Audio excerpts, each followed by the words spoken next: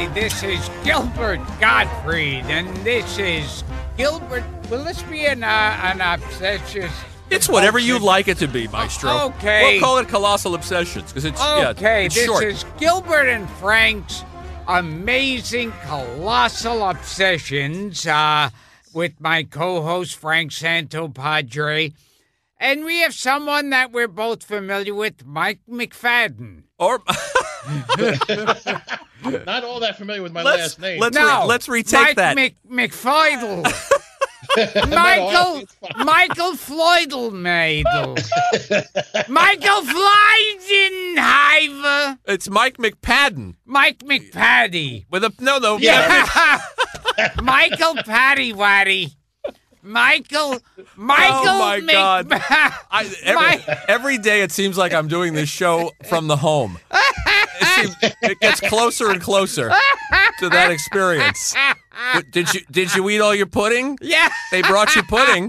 You didn't finish it. Or the homeless. Yeah. Mike McBeardo. I love that he got the McBeardo part, but Mike McBeardo McPadden, Padden.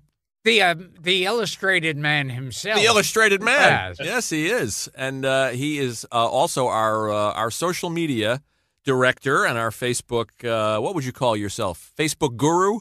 You say guru, and I like that title. I've got the long beard. Guru. Facebook sensei. Yes. And what happened? You were listening to an episode. Gilbert was rambling on about taglines. And you got inspired? Out of nowhere, Gilbert, and this was long ago and many times since, brought up The Mutilator, a Buddy Cooper film. A who film? Yes. Buddy Cooper. Oh, Buddy Cooper. His father died in my basement. The tagline was, by knife, by axe, by pick, by. So you got inspired by Gilbert, and it wasn't just The Mutilator. He remembers taglines from movies. Terror Train. What was the Terror Train one you remember? Oh, Terror Train was the boys and girls from Sigma Phi, some will live and some will die. That's right. Does he have that correct. one right? Yes. No, that was another one, that blew my mind, yes. How did these stay with you over the years? I don't know. I always loved taglines. Harry Cole is the best in the business. 3 people are dead because of him. Oh, the conversation. Yeah. And, what was the, when this one already says the name and the title, but it, when you see the swimmer, will you see yourself? Nice. The Swimmer. The Yes. Swimmer. Yes. The Yeah. Swimmer. And, a movie that comes up a lot on this show. And on every street in every city in the country, there's a nobody who dreams of being a somebody. Ooh. Now, what is that? What is that? Facing the Crowd or something? Or Taxi driver. Oh, Taxi Driver. Oh! Wow. Wow. How do you retain these damn things? We have Mike's list. I'm going to put together my own list for a future episode of favorite taglines, and we'll do that down the line. But for now, we're going to do the ones that Mike compiled. And you have little stories about these, little histories. I do. And also, this is, if I may get a plug-in. Please do. These are insane horror movie taglines of the 70s and 80s, many of which are connected to movies in my book, Heavy Metal Movies. You don't say. You are the author of Heavy Metal Movies. Yes. Terrific book. Which also features a long rave review of Highway to Hell with Gilbert Gottfried as Hitler. Oh, jeez. Now you're just sucking up. Yeah. And where can people get this book, pray tell? You can get the book wherever books are shoplifted, but also Amazon and Heavy Metal. If you go to heavymetalmovies.com, you get a patch and an artisanal Brooklyn crafted barf bag. Wow. Yeah. Well, I'll have to go there. Did you send a copy to Gilbert? Because you know he won't spring for one. Yes, I'm holding up the barf He's bag. holding it up. Yeah. Heavy Metal Movies. It's a terrific read. And well researched. I've given Gilbert several barf bags and reasons to barf, but no, I think I gave you a couple of copies of the book. Take us through a couple of these. I mean, the first one is a tagline that everybody knows and is probably along with Jaws, or I guess it was Jaws 2. Which was the one where just when you thought it was safe to go back? That's Jaws in the 2, water. right? Jaws 2. Yeah. What was the Jaws tagline? Do we remember that one? Geez, did it even have one? But this one is very famous. This was sort of nicknamed Jaws in Space. And this is from Alien in 1979, and that was in space. No one can hear you scream. And that's arguably the most famous movie poster? I would say so. Tagline. Yeah. And it was actually designed by a guy named Philip Gibbs, who also designed the Rosemary's Baby poster. That's cool. That weird space egg. And yeah. The line was written by his wife, Barbara Gibbs. I love this. The line came from copywriter Barbara Gibbs, who was married to Philip Gibbs, who was also part of a New York ad agency called Frankfurt Gibbs Ballkind, which is where I met my wife. Wow, jeez. Oh, Rosa chiming in. And he did the Superman poster, the iconic with the shirt opening. Wow. Boy. Very cool. 6 Degrees of Verderosa. Verderosa. Oh, my God, Frank, you beat me to it. What else you got on here? How about I'll run some of these by Gilbert, and we'll see if he can remember. Okay. Yeah. Okay. If this movie doesn't make your skin crawl, it's on too tight. Oh, that sounds so familiar. I'll give him a hint. 1974, directed by the director of Porky's, Bob Clark, the late Bob Clark, who died tragically, I might add. Ooh. Yes. And also made a Christmas Story. He made a Christmas Story, and one of my favorite Sherlock Holmes picture called Murder by Decree. Terrific movie, which people should see, with James Mason. Oh, yeah. This movie, I think you stumped him. Yeah. I think so. That would be Black Christmas. You know, 1974. Our listeners are screaming at their devices. Oh, of course. Yeah. Yes. Elvis Presley was reportedly a huge fan of Black Christmas. Okay, now I have always heard this, and then in doing research, I know, Frank, you often say, like, the IMDb is, like, full of shit. Well, I don't know. It's not entirely trustworthy. No, I shouldn't say that. Okay, I take that back. Somebody, not Frank, has said this. Yes. But, so I always heard Elvis was a fan, and it said on IMDb that he watched it every Christmas. Now, the movie came out in 1974. He was dead before Christmas 1977. Yeah. every Christmas being both of them. Yeah. Well, you know what? That's the kind of thing that we throw out to our fans to come up with. So if you guys know anything about Elvis loving Black Christmas. I've heard he's a Jew. Elvis is a Jew? Yeah. And what do you base that on?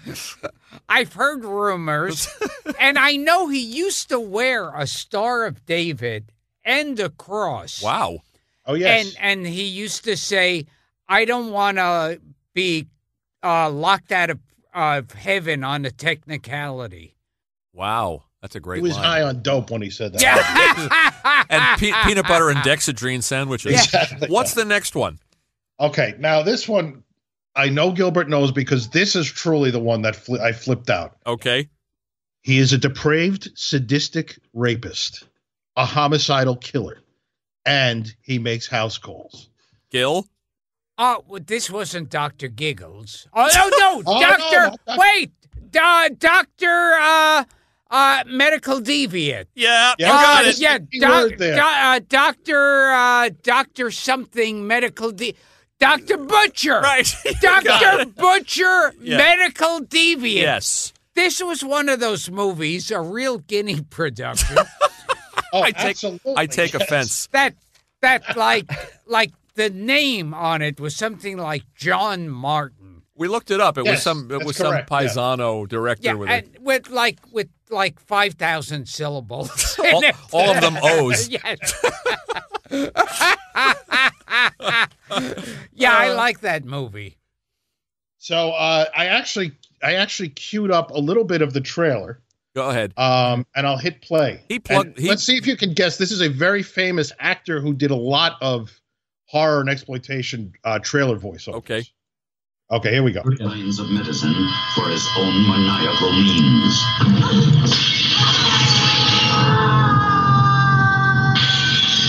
That's all I'm breaking glass. Dr. Butcher, MD, medical deviant. You will die, only to live again in a younger body. Then you can tell me if the operation was a success. Okay, so do you know who that narrator of that trailer was, Gil? That sounds so familiar. That was Adolf Caesar. Oh, Adolf Caesar. Oh, my God. He did a bunch of those back then. Soldier Story. He did Blackula, Dawn of the Dead, Scream, Blackula, Scream. Good stuff. Yeah, the best, yeah. All right, what's the next one? Next one we got. Oh, there we go. When there's no more room in hell, the dead will walk the earth. Gil? Yeah, that was Dawn of the Dead. That is correct. That was Dawn of the Dead. Very good. That reminds me of a Drew Friedman strip, but I'll tell people about it on Facebook. Penn Jillette's #1 favorite film of all time? Yes, and the 2004 remake is his number 12 favorite film of all time. That is good trivia. Wow. Okay. That was a fun movie because it kept the horror in it, but it was also very funny some parts. And a shout out to former podcast guest Tom Savini. Oh, that's right. Oh, yeah, his masterpiece. Wonderful work on that one. Okay, here's another great one for you, Gil. Another one. And I'll give you a clue with one of my tattoos. Today the pond, tomorrow the world. Piranha? Frogs. Frogs! Oh, with Ray Milland. Oh, my God. Wow. Yes, with Ray Milland, and the hero was like the groovy, ecological hippie hero was Marjo Gortner. Marjo Gortner. Now, there's a guy who would be a guest. He was in He was also in Food of the Gods. He was, yes, correct. Which is also an American International Pictures film, part of the Revenge of Nature cycle of the 70s that also included Night of the Lepus. Oh, that's the rabbits. Yes. The giant rabbits with Stuart Whitman. And Squirm with the worms coming out of the shower head. Oh, yes. Sure. And Piranha, directed by guest Joe Dante. And Joe Dante. That's right. And The Swarm. Don't forget, lest we ever forget The Swarm, I would put in there too. So We've had so many guests on this show was already. Henry Fonda in The Swarm? He sure was. Yes. He's the scientist who injects himself with the anti-bee, whatever the hell it is, the anti-bee serum. Humanity, he sacrificed himself. I love when these actors are at that, I don't give a fuck anymore. He was in another movie around that time called City on Fire. It's like they just ran out of disasters. It was just a fire. You know, we've had so many guests on the show. I look at these lists, and there's Piranha, Joe Dante, The Swarm, Lee Grant, Savini. You've got somebody else coming up that was on the show. It's we've had so many people on this show. Oh, it's amazing. They're just starting to cross-reference. Okay, here's one I know. Even go ahead. Be afraid. Be very afraid. Gil? The Fly. Correct. Very good. Very, very good. Pretty good remake. A terrific movie, I think. Yeah, Cronenberg's a great talent. Yeah, I mean, I think two separate films. I mean, it doesn't. A Vincent Price cameo would have been nice and would have ruined it. So I don't know what we could have done. Yeah. I like Cronenberg. I like Naked Lunch. I like The Dead Zone. Videodrome. I like so many of his pictures. Oh, with Deborah Harry. Yes. Yeah. And James Woods. Yes. But The Fly 2 sucked to high. Horrible with Eric Stoltz. Yes. Oh, that sucked. Yes. I love that you saw The Fly and The Fly 2. Okay. Here's another one. This is what I know Gilbert knows. The Night He Came Home. Oh, Halloween. That's right. Very good. Very good. And Halloween 2 was more of the night he came. Yeah. Yes. That was the tagline? Yeah. They obviously really didn't give a fuck at that point. They had 3 years to yeah. Yeah. It seems like at the last second before they had a chance to do it, they said, we need a tagline. I don't know. The more of the night he came, okay? The night he came home and then some. Yeah. Okay, here's another great one. Okay. This movie I remember. They're not human, but they hunt human women. Not for killing, for mating. Ooh. Yeah, I've seen this picture, I'm proud to say. Not Invaders from Mars. It's a Corman. It's a Corman job. Humanoids from the Deep. Oh, my God. Yeah. A film that Joe Dante passed on directing. I was thinking of that movie because I remember I saw it in a theater. I saw it in Times Square. And that's the one where the humanoids are fucking the girl victims. They all look like big rubber Yeah. frog people. Yeah, that's it. And Yeah. they grabbing women on the beach and fucking them. Yes. And the first scene has a ventriloquist dummy in it, inexplicably. Yeah. I was thinking they just found it and they were like, "Oh, let's put this in the movie." Yeah. Yeah. It's like, oh, I found this in my closet. You know, that big theme in first off, it's like a regular 50s horror rubber monster movie. Yes. But then there's all this like rape and nudity and insanity. And that was a thing for a while in the early 80s because there was Galaxy of Terror with Aaron Moran. Oh, yes. And, Eddie Albert. And it was like, once again, I don't know, radiation affected them or something. But instead of killing women, they were fucking them on Seems like a better idea to me. Okay. Inseminoid, which is another, as Gilbert would say, guinea production.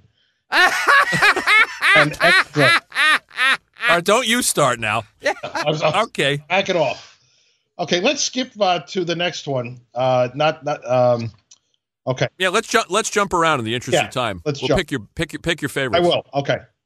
This woman has cut, chopped, broken, and burned 5 men beyond recognition. But no jury in America would convict her. Ooh. I don't think I have that one. I spit on your grave. Yes. Oh, my God. Yes, that was one of those revenge ones. The rape and revenge. Let's not forget the first part. And tell him what was notable about the star of that picture. Camille Keaton. Does the last name ring a bell? She was the granddaughter of Buster Keaton. Yes. Oh, my God. I didn't know that. That's insane trivia. Yeah. The star of I spit on your grave. Yes. Was Buster Keaton's granddaughter. So she continued the great art of cinema. Is there a Sherlock Jr. homage somewhere? We'll go back and examine now with that in mind. So. And when they're raping her, she's wearing the Buster Keaton hat. Oh, cut that out. And it's very chilling because she doesn't have any expression. It's like, oh, there's the stone. Very good. And that was all right. What else? That was a film. If you recall, Gilbert, that played in Times Square like into the early '90s almost. It was in re-release. Yes. I remember the poster. And at one point, Siskel and Ebert were so outraged by it that they devoted an entire half-hour episode to what's going on. I love it. Latest commercial. I was like 13 or something at the time. I was like, thanks for the half-hour commercial, guys. Okay. There's only one thing wrong with the Davis baby. Oh, it's alive. You got it. Okay. Yeah. Which I watched over Halloween. Oh, boy, Larry Cohen, somebody we got to reach out to. Yes, he's a terrific guest. I've seen him talk. We've talked about it. We'll get him. We'll get him soon. That's got a lot of A-list talent. Bernard Herrmann. Yeah. Oh, that's right. Yeah. And Rick Baker. Making the little monster baby with the fangs. Yes. Yeah. Yeah. Okay. To avoid fainting, just keep repeating. It's only a movie. Oh, God. Not Mondocani. It came around that time. 1972, if that helps you. Oh, fuck. Oh, I remember this tagline. It's not bed knobs and broomsticks. Wes Craven's first film as a director.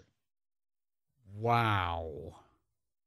Based on Bergman's, I love this, Bergman. Based on Bergman's The Virgin Spring. Yeah. Last House on the Left. That's right, yes. Very good. Yeah. Now, I've always said, Frank, I don't know if that can ever be proven because anybody who saw Last House on the Left never saw the Bergman movie and vice versa.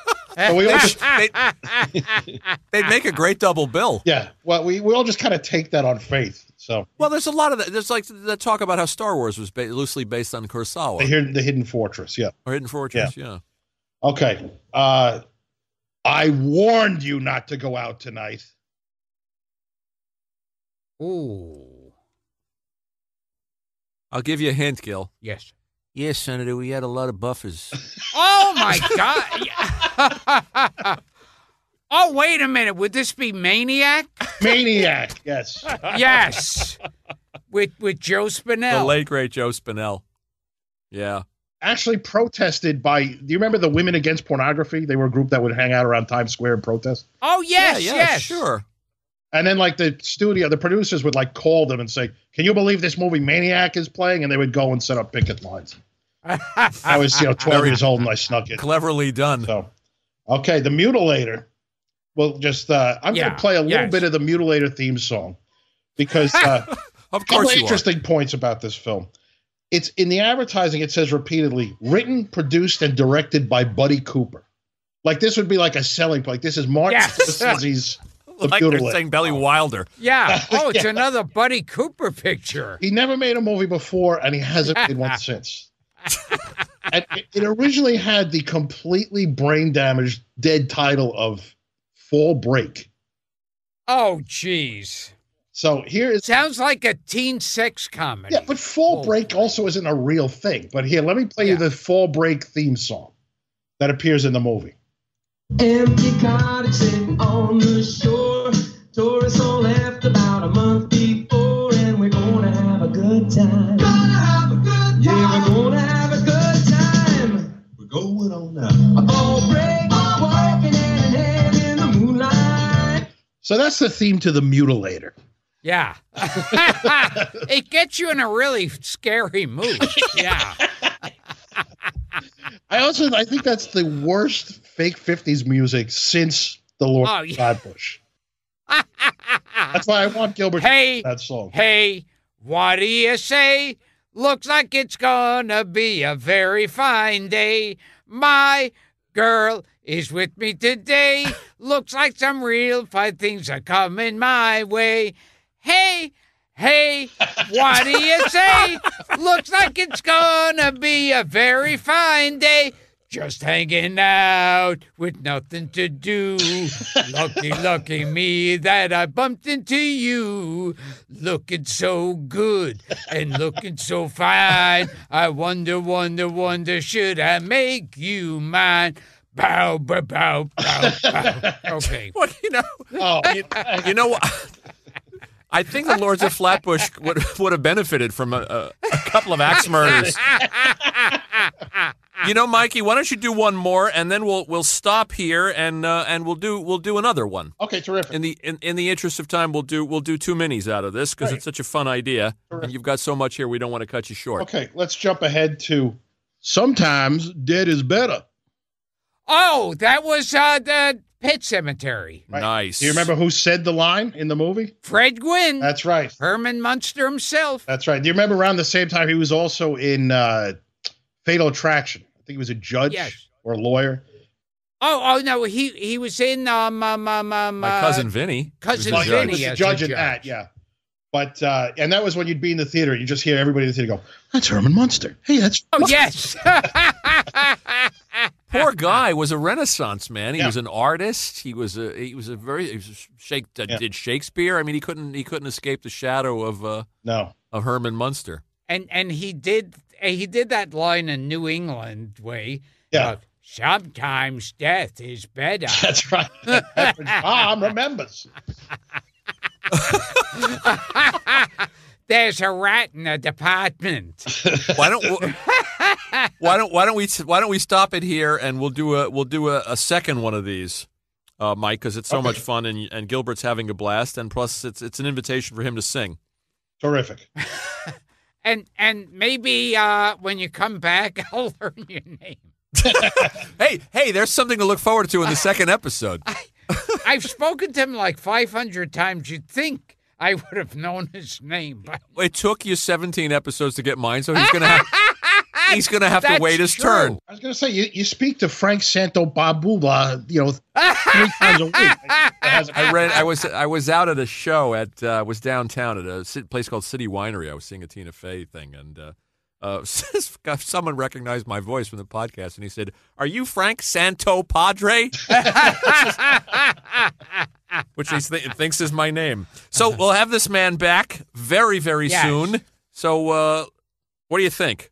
I'm Gilbert Gottfried, and this has been Gilbert and Frank's Amazing Colossal Obsessions with my co-host Frank Santopadre, once again recording at Nutmeg with our engineer Frank Verderosa. And let me see if I've got his name right now. Mike McPadden. You got it. Oh, God. I beat you know what? Frank. Wow. You know what? Don't come back on this All show right. because I want to end on a victory. We're done forever. Mike, thanks. We'll do it again Thank you. soon. Colossal Obsessions.